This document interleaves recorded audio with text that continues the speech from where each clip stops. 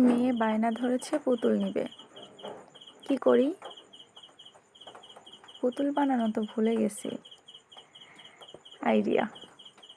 এবার জড়ায়ে জড়ায়ে কাপড়টা জড়ায়ে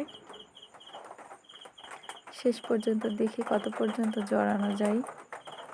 এভাবে জড়াতেই থাকলাম। এক পর্যায়ে জড়ানো শেষ হলো। এবার ভাঁজটা দিয়ে এবার পুতুলের তো চুল বানাতে হবে। চুল বানাই কি দিয়ে?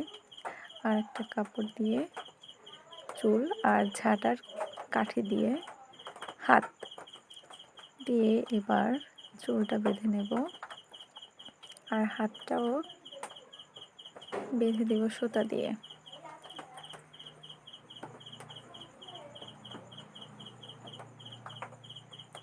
সুতার মাথা ঠিকই হচ্ছে না। দেখেন কিভাবে সুতা দিয়ে বাঁধি। বাঁধার পর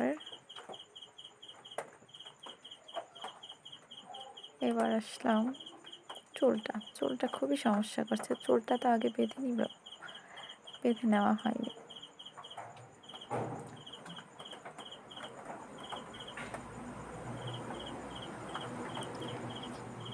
খুব কষ্ট করে হাতটা বেঁধে নিলাম।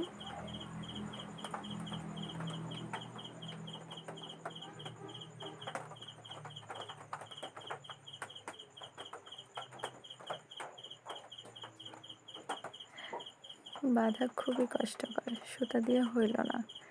তাই এবার আরেকটা কাপড় থেকে কাপড়টি টুকরো করে নিলাম। এবার মাথাটা বাঁধলাম, তারপর আবার বডিটাও বেঁধে নিলাম যাতে এটা খুলে না যায়। যেহেতু অনেক জড়ানো হয়েছে, চুলটাও বেঁধে নিয়েছি।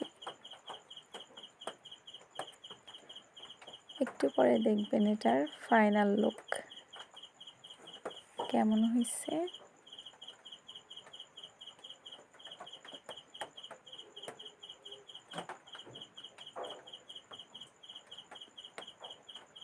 এই যে এবার দেখেন কেমন হয়েছে।